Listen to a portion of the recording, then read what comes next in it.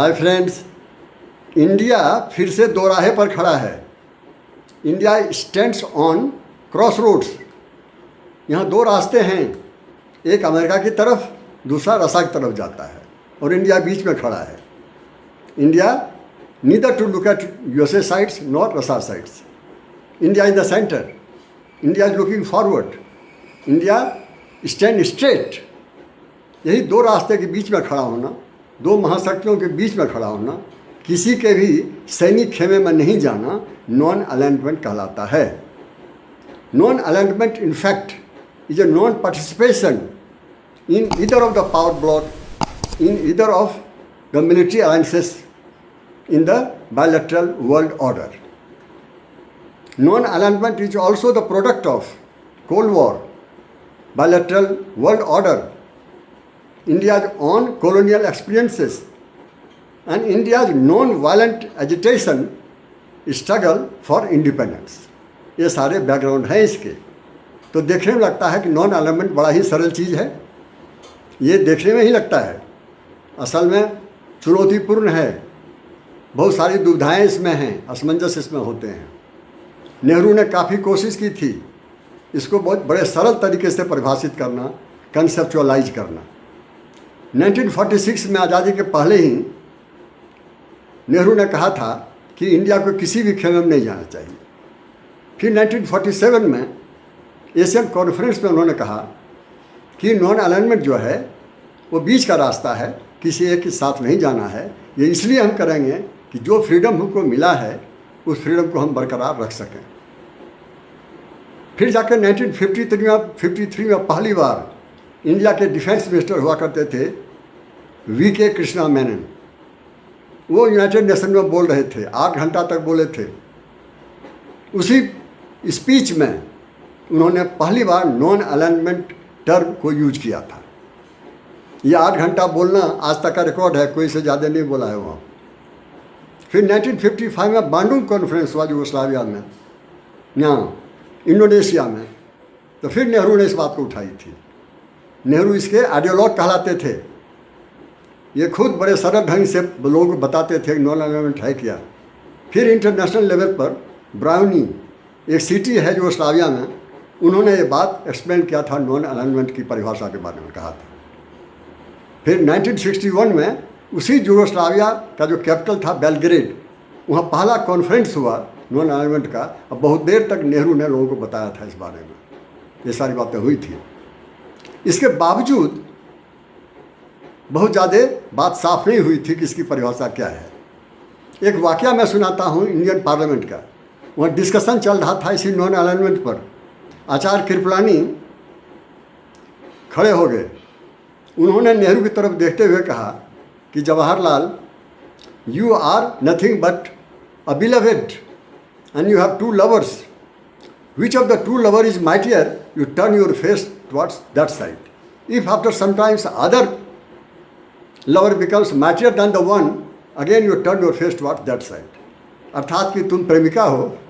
बड़े सरल शब्दों में मजाक के साथ बड़ी गंभीर बात उन्होंने कही थी कि तुम प्रेमिका हो, तुम्हारे 2 प्रेमी हैं, उसमें से जो अधिक ताकतवर होता है उसकी तरफ तुम चले जाते हो, फिर दूसरा ताकतवर हुआ फिर इधर चले जाते हो। ये बातों का उनके कहने का अर्थ ये था, तुम कहते हो बीच में खड़े हो, सच्चाई ये है तुम कहीं खड़े नहीं हो। ये कटु शब्दों में व्यंग के साथ उन्होंने ये बात कही थी।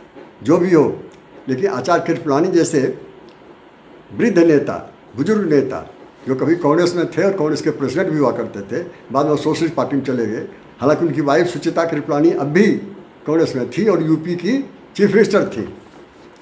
तो नेहरू ही जवाब दे सकते थे उनको। उन्होंने कहा कि नहीं आचार्य जी, ये नॉन अलाइनमेंट न तो कोई प्रेमिका है और न ये कमज़ोर देशों की बैसाखी है।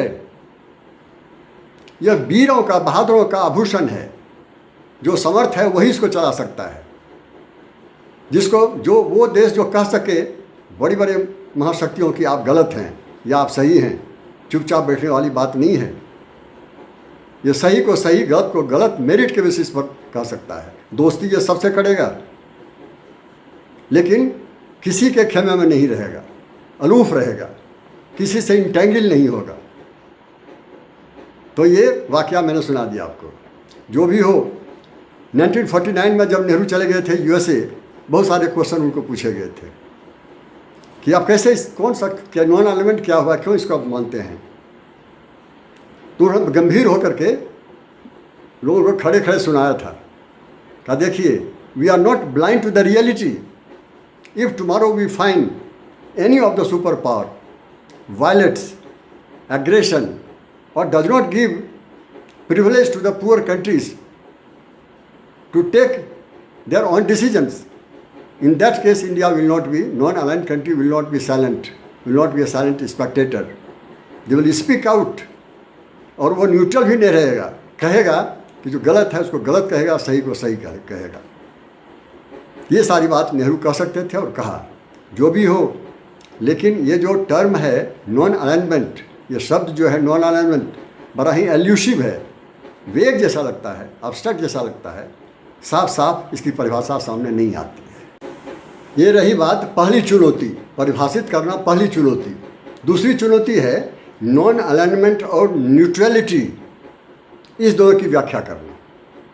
बहुत सारे लोग समझते हैं कि निष्पक्ष होना ही नॉन अलाइनमेंट है, जो सही नहीं है।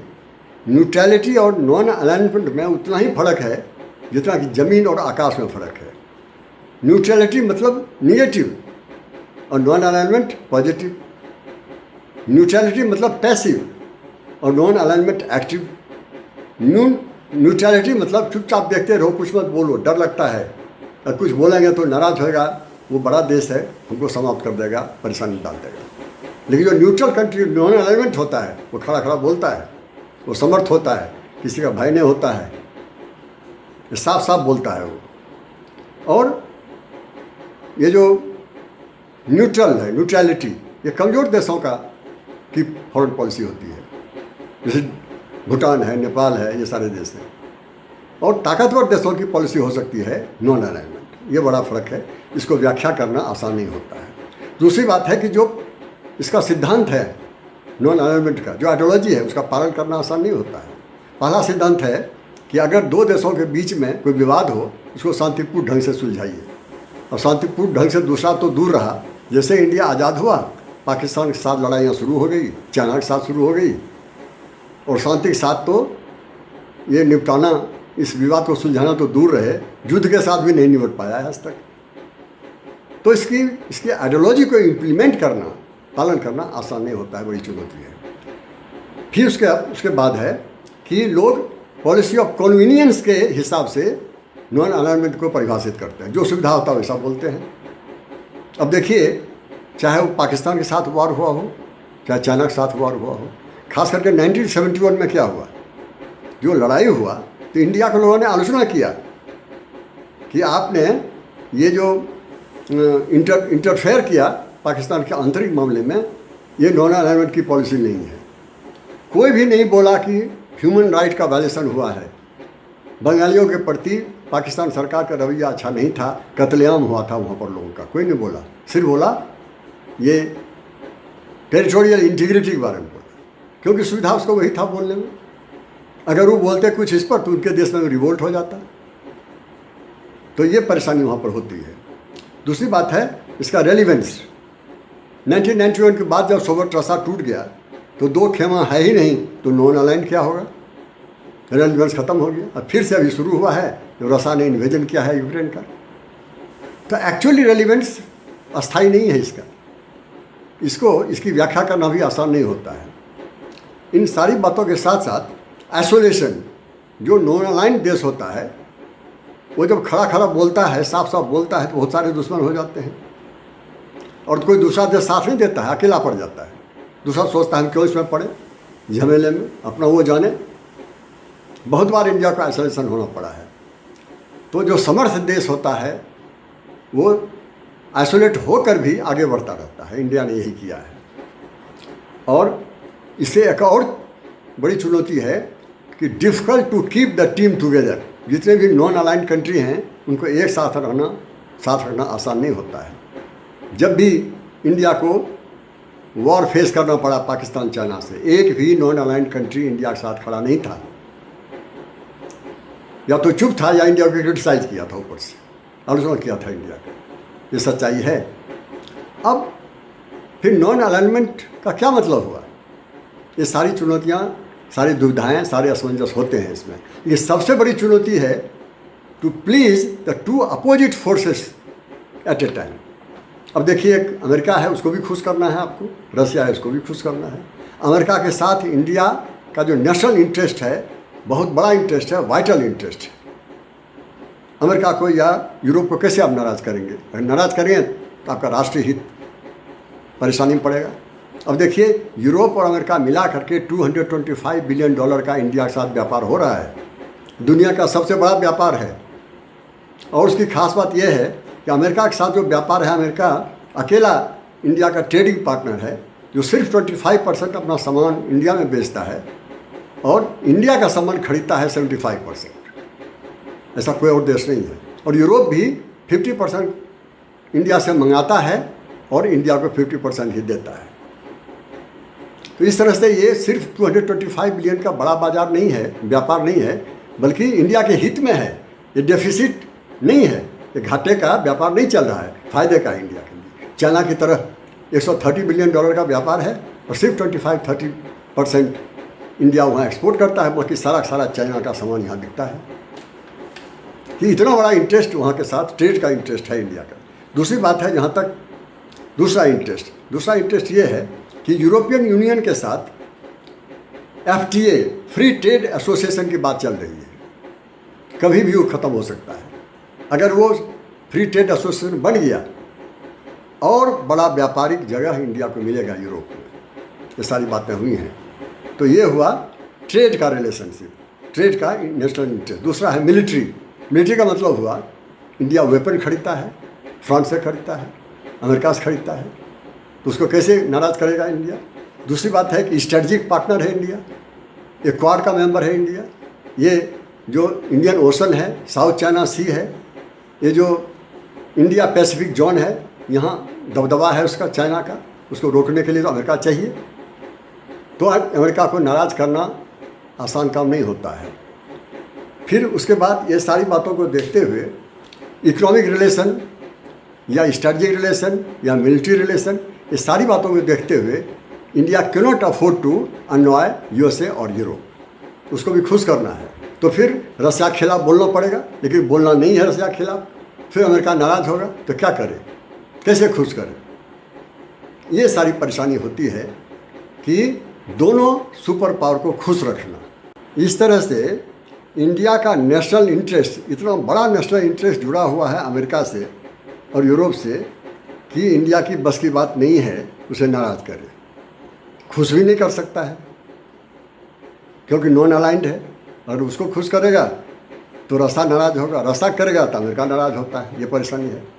अब रही बात रसिया की, उसके साथ भी बहुत बड़ा इंटरेस्ट है इंडिया का। सबसे बड़ा वाइटल इंटरेस्ट तो डिफेंस का है। बहुत सारी वेपन्स वहीं से इंडिया खरीदता है। दूसरी बात है स्पेस पार्टनरशिप, न्यूक्लियर रिएक्टर्स, ये सारे रसिया के हैं।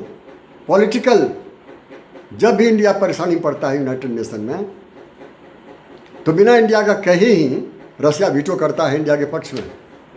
इतना बड़ा विश्वासी मित्र शायद इतिहास में हुआ होगा कोई, ऐसा मैं कह सकता हूँ।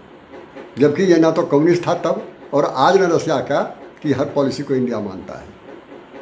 तीसरी बात है ट्राइलेटरल, ये जो चाइना, रसिया और इंडिया किसी किसी संधि में एक साथ है, किसी में तो साउथ अफ्रीका भी है, ब्राज़ील भी है, ये सारे लोग हैं। ये ट्राइलेटरल रिलेशन जो है इंडिया की फॉरेन पॉलिसी का बहुत बड़ा आधार है, बहुत इम्पोर्टेंट टूल्स है। अगर रसिया नहीं है तो इंडिया को वहाँ खड़ा रहना मुश्किल होगा। तो रसिया के साथ बड़ा इंटरेस्ट है। दूसरी बात है ये यूरेशिया, आजकल रसिया पश्चिम की तरफ नहीं देखता है, यूरोप की तरफ, एशिया की तरफ देखता है, जहाँ पर कि चाइना पहले से ही अपनी बादशाहत बढ़ाते जा रहा है, अपना इन्फ्लुएंस बढ़ाते जा रहा है। तो अगर रसिया के साथ है तो ये यूरेशिया में भी इंडिया को बड़ा सहारा मिलता है। चाइना के खिलाफ रसिया भी खड़ा हो सकता है वहाँ पर। वहाँ स्ट्रेटजिक इंटरेस्ट है, वहाँ इकोनॉमिक इंटरेस्ट है। जब अफगानिस्तान भी वहीं पर आता है। ये रसिया के साथ ही जुड़ा हुआ इंटरेस्ट है इंडिया का। उसी तरह से अगर आप देखेंगे तो और सारी चीज़ों के साथ साथ व्यापार भी है। इंडिया जो ऑयल खरीद रहा है सबसे सस्ते रेट में अभी खरीद रहा है। इसके लिए अमेरिका काफ़ी परेशानी डाल रहा है इंडिया पर, लेकिन इंडिया कुछ नहीं सुन रहा है। और ये जो एडिबल ऑयल है, सनफ्लावर का तेल जो है, ये तेल 90% इंडिया रसा, यूक्रेन और बेलोरसिया से खरीदता है। ये जो फर्टिलाइज़र है, बहुत अधिक फर्टिलाइज़र इंडिया वहीं से खरीदता है। ये सारे इंटरेस्ट हैं उसके साथ, तो इंडिया कैसे नाराज़ करे। इस तरह से India shares special and privileged partnership with रसा। तो रसा के साथ भी उतना ही बड़ा इंटरेस्ट है, अमेरिका के साथ भी उतना ही बड़ा इंटरेस्ट है। कुछ होने में अगर डिफेंस में लीजिए तो बड़ा ही प्रबल ये संबंध है रसा के साथ। सारी बातें हुई हैं। अब ये जो बैलेंसिंग फैक्टर है इंडिया का कि जिसके साथ जाएगा उसके फेवर में झुक जाएगी, बैलेंस ऑफ पावर। तो यही कारण है इंडिया ना इसके साथ जाता है ना उसके साथ जाता है, बीच में खड़ा रहता है और दोनों प्रेशर डालता है, जो आज डाल रहा है अमेरिका कि आप रसा का खुल के विरोध कीजिए। और जब कोरिया में लड़ाई हुई थी 1950 में, तब भी यही प्रेशर इंडिया पर हुआ था। जब 1979 में जब रसा ने इन्वेजन किया था अफगानिस्तान का, तब भी यही प्रेशर हुआ था अमेरिका की तरफ से। और अभी वही हो रहा है जब से इन्वेजन किया है यूक्रेन का रसा ने। ये सारे प्रेशर को झेलना आसान बात नहीं होता है, फिर भी इंडिया झेलता है, आगे बढ़ता है, इंडिया समर्थ है। इन सारी बातों को अगर आप देखेंगे तो ये नॉन अलाइनमेंट की पॉलिसी है, इसमें काफ़ी दुविधाएं हैं, काफ़ी चुनौतियां हैं, फिर भी ये आइडियलिस्टिक नहीं है, ये रियलियम पर आधारित है। नेशनल इंटरेस्ट सबसे अधिक नॉन अलाइंड होके ही इंडिया अपने नेशनल इंटरेस्ट की रक्षा कर सकता है। ऐसा नहीं किसी आदर्श बस। इसी कारण से नेहरू से लेकर के आज मोदी तक नॉन अलाइनमेंट पर ही चल रहे हैं। किसी ने भी नॉन अलाइनमेंट से अलग हट के रास्ता नहीं चुना है। ये नॉन अलाइनमेंट की तारीफ है। हाँ, एक ज़माना होता था जब मार्शल टिटो यूगोस्लाविया के जीवित थे, प्रेसिडेंट नासर इजिप्ट के जीवित थे, तो नेहरू को बड़ा मदद मिलता था। जब ये दोनों गुजर गए तो फिर परेशानी पड़ गई। कोई आदमी इंडिया के साथ खड़ा होने वाला नहीं है, अकेला पड़ जाता है। आज यूगोस्लाविया टुकड़ों में टूट गया है। इजिप्ट जो है वो कैंप डेविड एग्रीमेंट 1971 में जो हुआ वो अमेरिका के साथ जाके मिल गया। अब दोनों में से एक तो देश ही नहीं रहा, 5 टुकड़े में बट गया, दूसरा अगर है तो अमेरिका खेमे में चला गया है। अब इंडिया ही एक बचा हुआ है जो नॉन अलाइनमेंट को जीवित रखे हुआ है। ये सारी बातें हैं। और 1962 में ये पहला टेस्ट था नॉन अलाइनमेंट का, क्योंकि 1962 में जब चाइना ने अटैक किया था इंडिया पर, तो ये किसी सुपर पावर के बीच का झगड़ा नहीं था, न रसिया का था न अमेरिका का था, उससे कोई रिलेशन नहीं था इस झगड़े को। और दूसरी बात की थी, कॉलोनियलिज्म का भी झगड़ा नहीं था। ये पहला टेस्ट था और वहाँ इंडिया के नॉन अलाइनमेंट को खड़ा उतरना था, लेकिन परेशानी हुई थी, कोई साथ नहीं दिया इंडिया को। ये बड़े कड़वे अनुभव है इंडिया का। और दूसरी बात क्या है, ये जो अभी जो लड़ाइयाँ हो रही हैं, वार हो रहा है, वो यूक्रेन और रसा के बीच में, आपने देखा कुछ दिनों से एक पर एक डिप्लोमेट आते जा रहे हैं इंडिया, और हर तरह का प्रेशर, खास करके पश्चिमी देश का प्रेशर बहुत अधिक इंडिया पर है। और इंडिया सबको झेल रहा है, इंडिया आगे बढ़ रहा है। इंडिया की सबसे अधिक राष्ट्रीय हित की रक्षा अगर हो सकती है नॉन अलाइनमेंट से ही हो सकती है। इसी विश्वास के साथ इंडिया आगे बढ़ता है। इन्हीं बातों के साथ मैं अपनी बात समाप्त करूंगा। Thank you very much to each and every one of you.